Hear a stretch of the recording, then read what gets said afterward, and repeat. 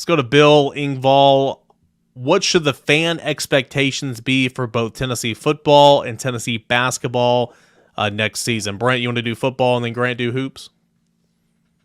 I think from a football standpoint, probably 9 wins is probably where I start at, and kind of go from there. So that's where I would put Tennessee at right now is 8 or 9 wins, depending on how healthy they stay. If they find the answers that they need to find on the offensive line position. So that's where I would probably go, looking at the schedule, looking at where Tennessee's at. I think that Texas A&M game, Austin and I were talking about this on the phone. I guess Austin was yesterday or day before we were talking about that. I think that A&M game, I agree with Austin. I'm going to steal your thunder on the podcast here, AP. I know that's a shock to you. I think that A&M game is a key game when you start looking about counting wins and where's that at? What is that A&M team going to be this year, and how's Tennessee in that game? Well, for me, it's two games, and I told you about both of them. It's Florida, and I know everybody says they don't have anything. I agree, but you just don't win in Gainesville a lot, so you got to win that one. You win that one, and then the A&M game. What are they? Do they bounce back? Does the change in offensive coordinator and offensive philosophy and all that does that go? Boom, as in like, because it sounds like a disaster. Yeah, it sounds like a disaster. It sounds like it's going to go boom, as in like an explosion. Like the goat that ate the dynamite on Andy Griffith, but it's not. Who knows? Maybe those two egos can coexist. We've seen stuff like this happen before, where one coach puts his pride away, and it clicks and it works. Maybe they are the bounce back team in this league. If not, and Tennessee wins Florida and wins against Texas A&M, I think at that point 9-3 is absolute bottom of the barrel what Tennessee is. And then at that point, you're really playing with house money.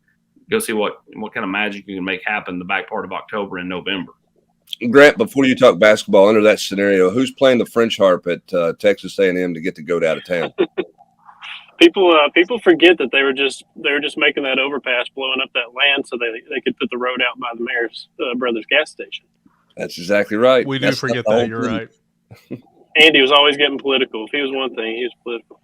I think basketball, there's kind of a cookie cutter set of expectations for a Rick Barnes team, unless it's like that 1920 team where it's pretty clear going in they're going to be reloading and they're going to struggle a little bit. But this team, who was coaching them in 1920?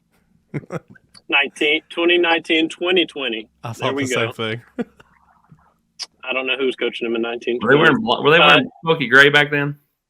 They were way back. They had the Vols script and everything, and Fulkerson was a sophomore and averaging 8 and 6. To play off the screen handle that just asked the question, here's your sign. People either love the way too early top 25 rankings or hate them. Tennessee was 17 in ESPN's original way too early a couple of weeks ago. They went on that portal run with Dalton Knapp, Chris Ledlum, Jordan Gainey, and they went up 10 spots to number 7. So I think that tells you what they did, what people think of what they did in the portal and how they helped this team. I think they can be better. I think they can be more talented than last season's team. Obviously, you can be more consistent because last season's team was maddeningly inconsistent down the stretch. But at the same time, it's college basketball. You can be a better team and not go on a Sweet 16 run like this team did this past season. So I think the expectation is 20-plus wins in the regular season, flirt with that top 4 in the SEC standings, go from there, be a top 4 seed in the NCAA tournament. Do you see them obviously nobody's expecting Julian and Josiah to really be back. If that plays out that way, and they have some roster spots, do you see them trying to convince someone to reclassify to get here like DeLeon did, but actually being a serviceable body?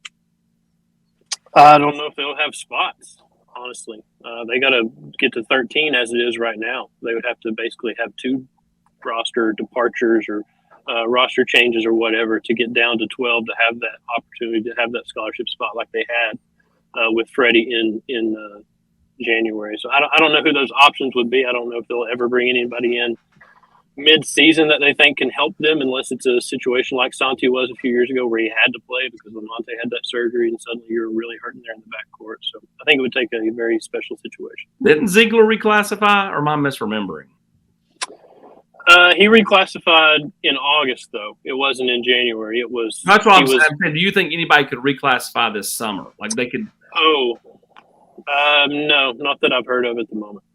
And again, they've got to make room numbers wise. Now, Rick Barnes says the numbers are going to take care of themselves, but right now they got numbers that they got to work. You got about 8 days to take care of yourself. Numbers, so let's get to work.